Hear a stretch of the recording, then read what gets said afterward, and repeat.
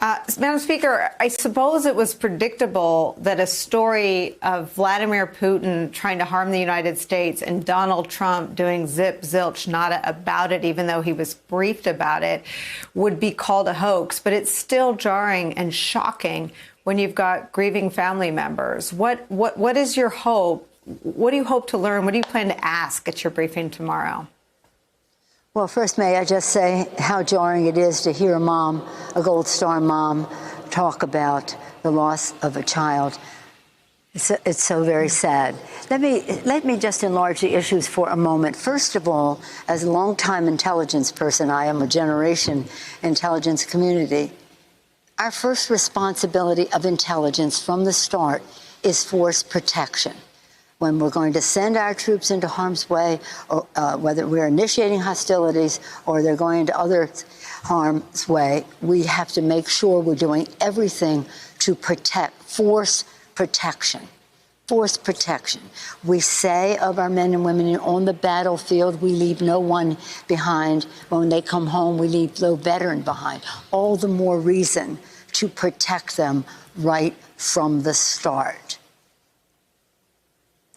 In light of Madam that, Speaker, what to is see to see this threat, this possible bounty on our soldiers be treated so lightly without investigation and the rest is so inappropriate. It is dereliction of duty. The president is the commander-in-chief, the president of the United States. He is supposed to have judgment about how to make decisions about the security of our country.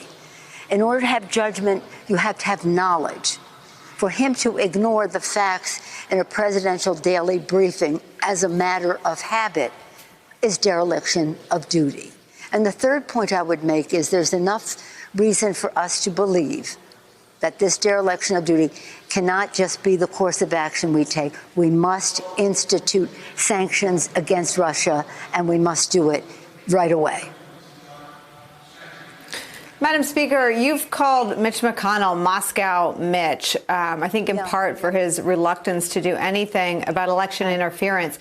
As the mosaic comes into focus, you've got an intelligence community either so chilled by Donald Trump's affinity for Vladimir Putin or so out of gas at trying to brief the unbriefable.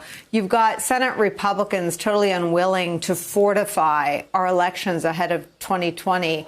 The whole lot of them are in denial about 2016. What can you do in the next 120 days to protect the 2020 election? Well, first, let me just say, you just described, not only for the president, but the Republicans in Congress, dereliction of duty. Undermining our own elections, undermining our commitment to NATO, giving away the base in Syria. The list goes on and on, ignoring the invasion of the annexation of Crimea, the invasion of eastern Ukraine. The list goes on and on. And this president has always given it some nickname, as if that passes for humor in certain circles. He calls it a hoax. Same thing he called COVID-19 a hoax. He said it will disappear. He said this never even happened. There is no reality in the judgment of this president, and there is real sadness in what the Republicans have been willing to swallow that he has put forth. And you know what? He's shining the light very brightly on the puppet strings that he is pulling on them, humiliating them as he takes the country in the wrong direction, not taking us in the right place in curing COVID and opening our economy in a healthy way, and not protecting us on the battlefield when he lets the Russians get away with murder.